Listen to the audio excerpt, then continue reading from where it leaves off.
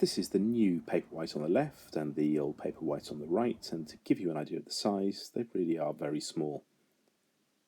And if I put the new Paperwhite over the old one, you'll see that they're the same size and they're the same thickness as well. This is the rear, the new one on the left and the old one on the right. I'll open a book that I've bought. As you see, it goes in very quickly, it's got a fast processor. Turn the page, it's very responsive, go into the first chapter. And what I'll do now is I'll show you the front lighting. So to access that, I need to click on the menu bar that's hidden on the top, so press anywhere on the top, and then there's a light bulb just here. So if I click on that, and now by running my finger up and down, I can alter the brightness.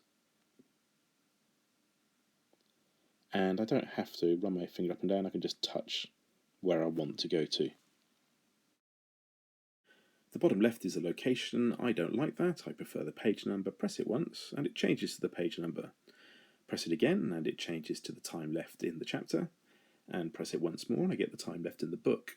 And all the time I've got the percentage of the way through the book displayed in the bottom right. Now some people don't want either of that information. Press it once more and they disappear. Press it once more and you're back to where you started.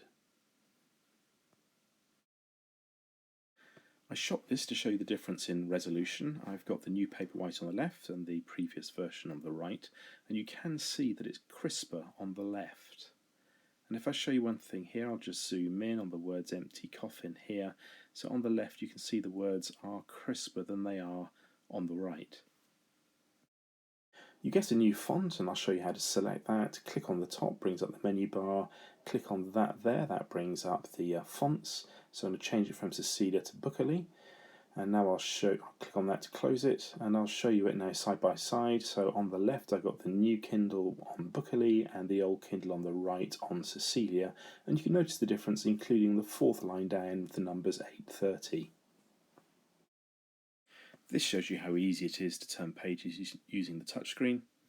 One tap, low pressure, turn to the right and then back to the left. Very simple. You get used to it very quickly. There's a very good feature called the vocabulary builder, and I'll show you that here. Let's say I don't know the meaning of the word bravado, so I press on it, highlights it, and up pops the dictionary definition. And if I click outside that pop-up window, it'll close the window, but it's done something in the background, and I'll show you that. So if I click at the top to bring up the menu bar and go back to the home page by clicking that top left icon here. So there in the middle is the vocabulary builder. So if I click on that, it's uploaded in the top left that word bravado into the vocabulary builder. So if I click on it, I get the dictionary definition. Now there's a right tab there, usage, and if I click on that, that actually shows me it's actually lifted the sentence from the book that word came from. I'll show you highlighting and annotating. It's very easy. Just run your hand over it, up pops a window, select highlight. Alternatively, if you want to take notes, if you want to annotate the text, that's just as simple. Again, highlight the part that you want to add a note to and press add note. And you'll notice here how responsive the keyboard is. I'm not pressing at all hard.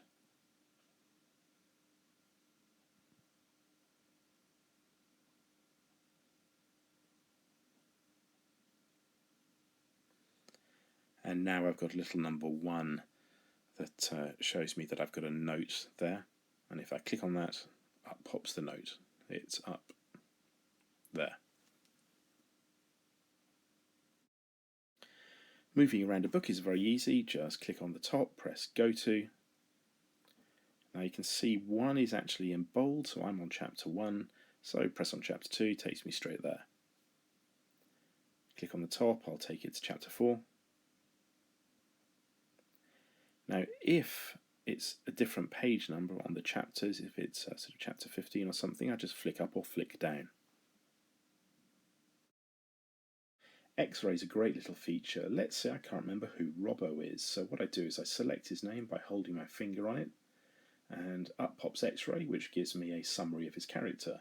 If I want more detail, I can click on Open X-ray in the bottom right-hand corner, And there I've got a horizontal bar, and each dot represents a time in the book where Robbo is mentioned. So if I click on each dot, it'll actually take me to that text in the book. And note again how responsive this screen is.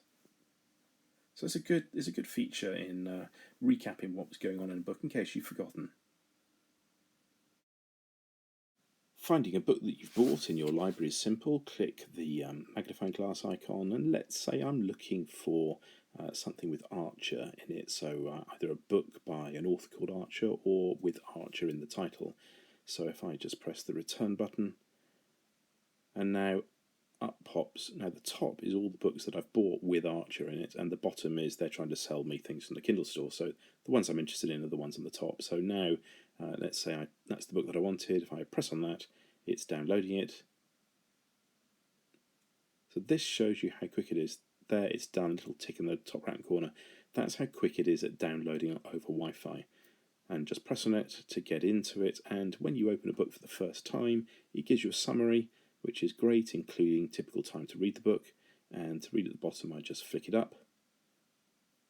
So I'm just going to close that box now, and hey presto, I'm in. So that's how quick it is.